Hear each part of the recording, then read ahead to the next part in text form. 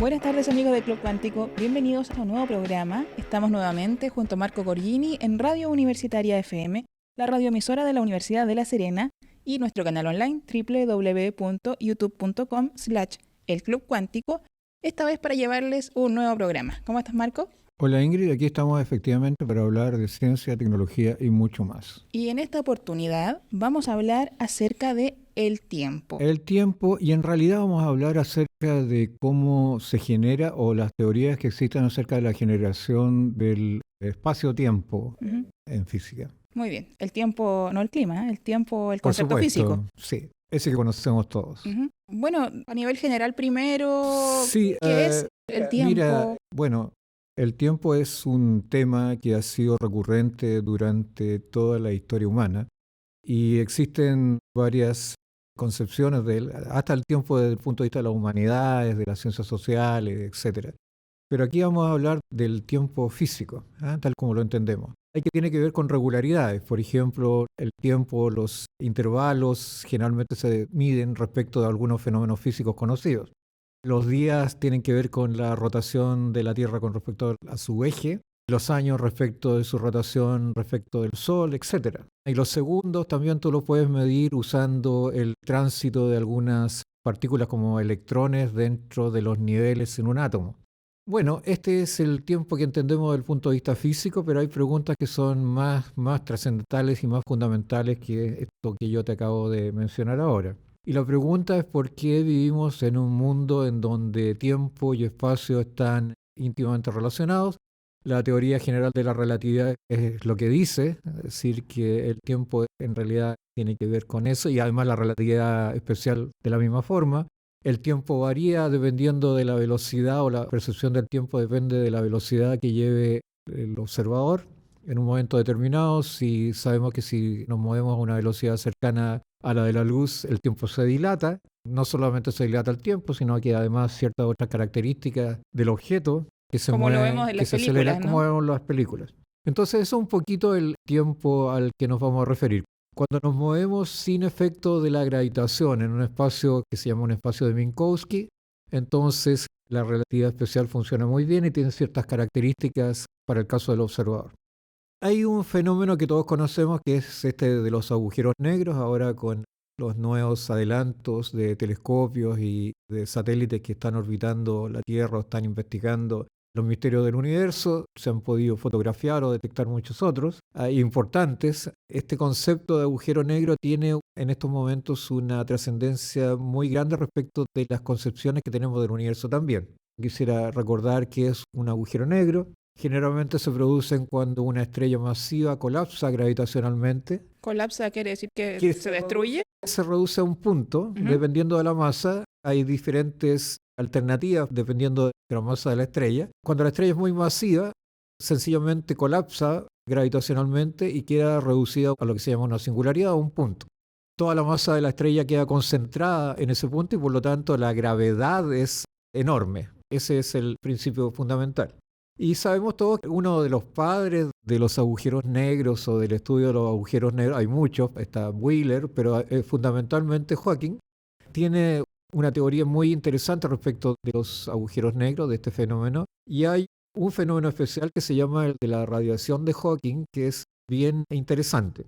Los agujeros negros tienen, bueno, está el exterior del agujero negro, el interior del agujero negro y hay una suerte de superficie entre medio, si no la quisiera ver desde el punto de vista geométrico, que es lo que se llama el horizonte de eventos, que es razonablemente bien pensar que se trata de una superficie.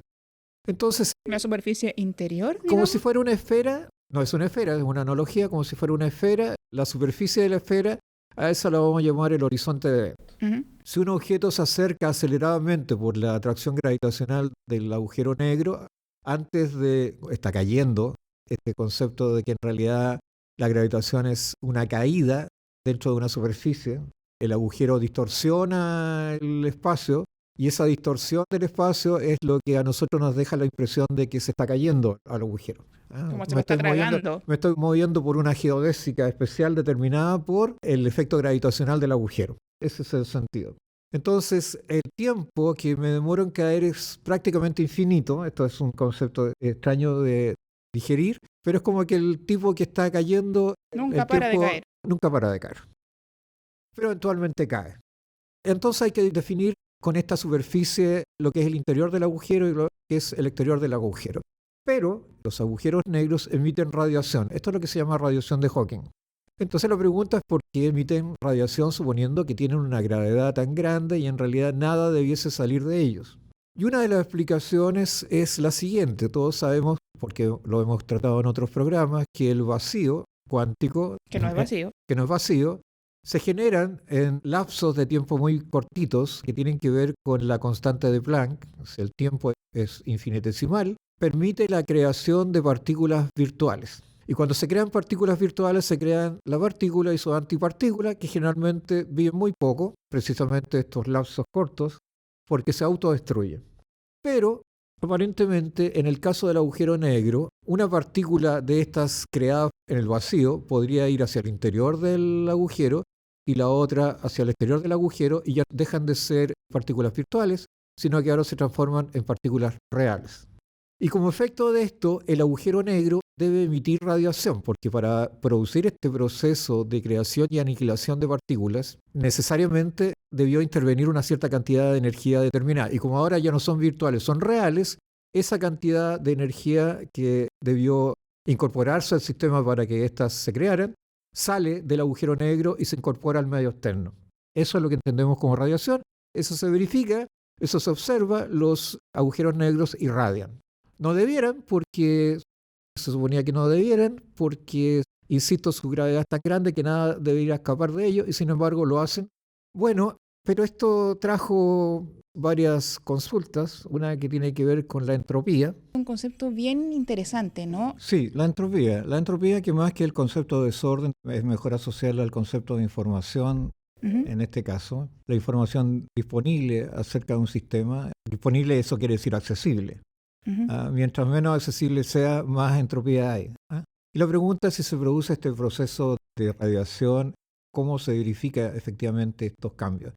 Y aparentemente estos cambios son reflejados en microestados cuánticos sobre la superficie o en el espacio de sucesos, que es, como te dije, la superficie de sucesos, que es la frontera entre el interior del agujero negro y el exterior.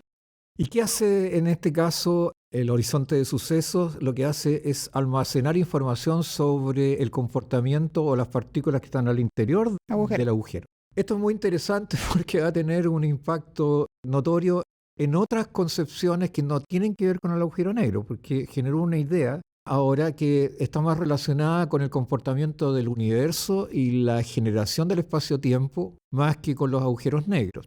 Y eso es lo que nos convoca en este programa, en estricto rigor. O sea, de una idea que parte de un fenómeno conocido, que es de los black holes, ahora vamos a hablar del universo y de concepciones de la gravitación y la aparición del espacio-tiempo en el universo en general. En el caso del agujero negro, esto podría ser comparable con un holograma.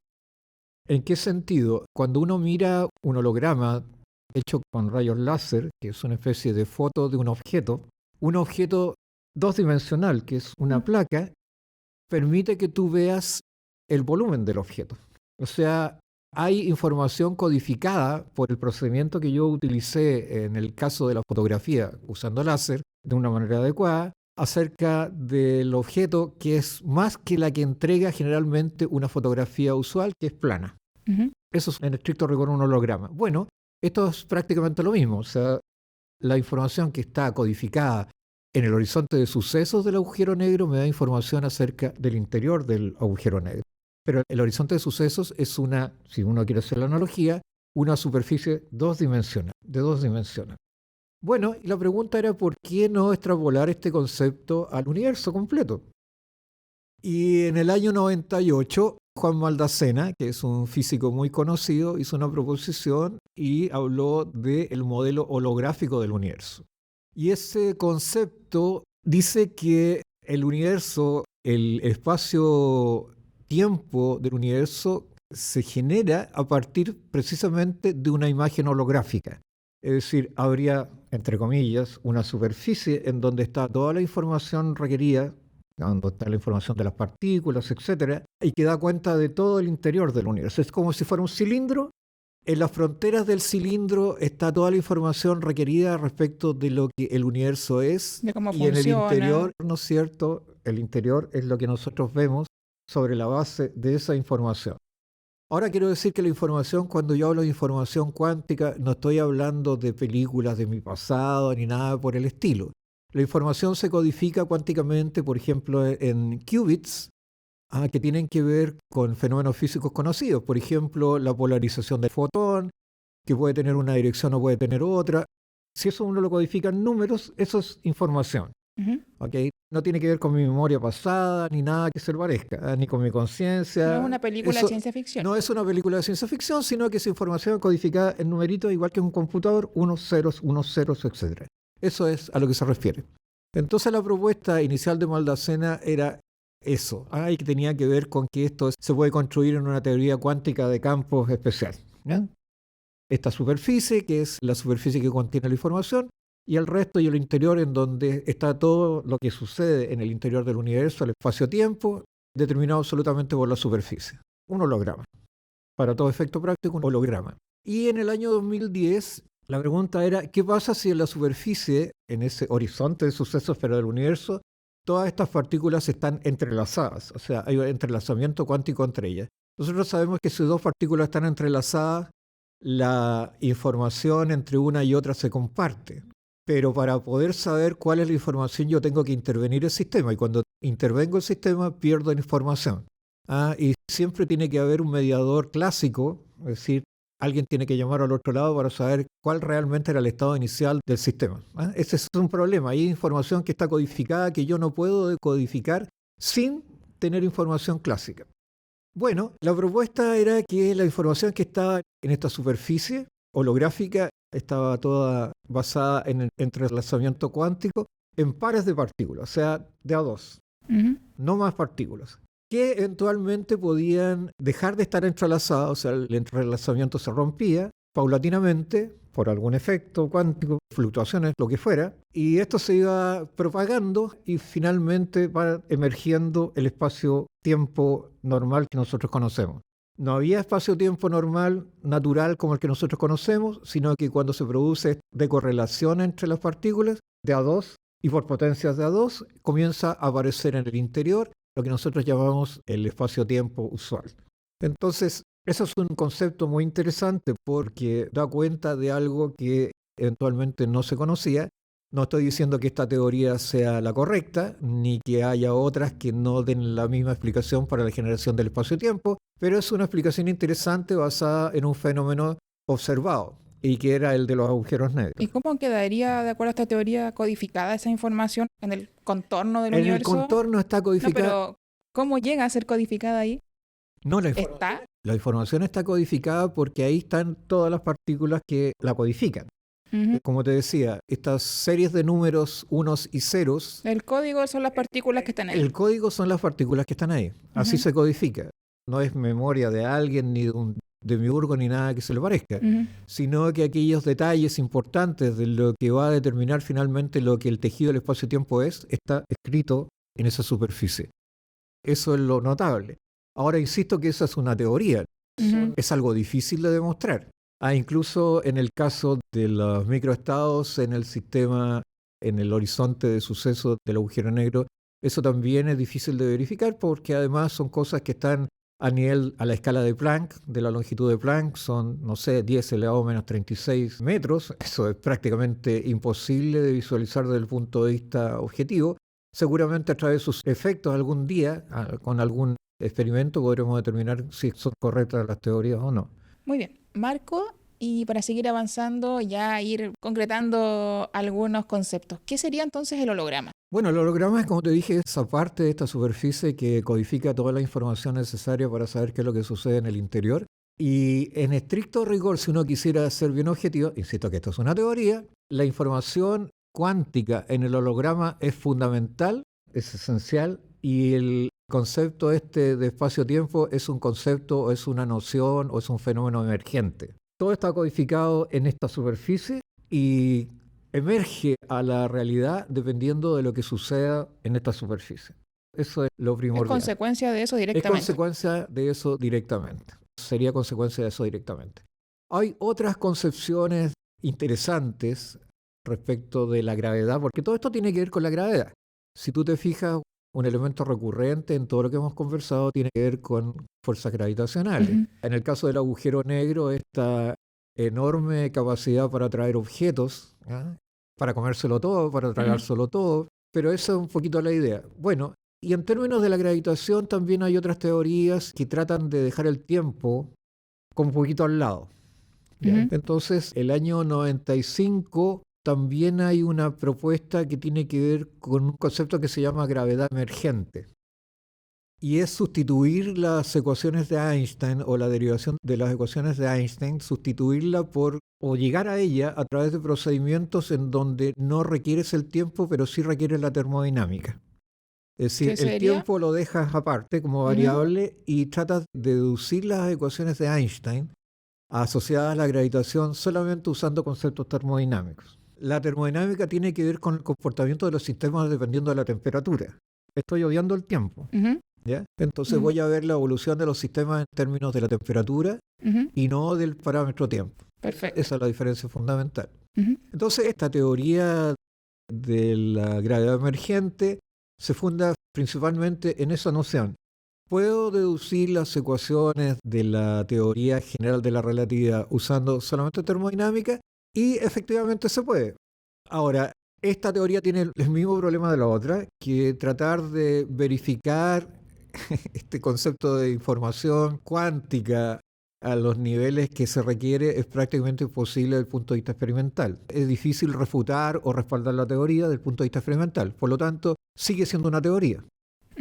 Hay otras teorías que tienen que ver también con el tiempo. Una de ellas es la teoría cuántica de bucles. Pero esta es diferente de las anteriores.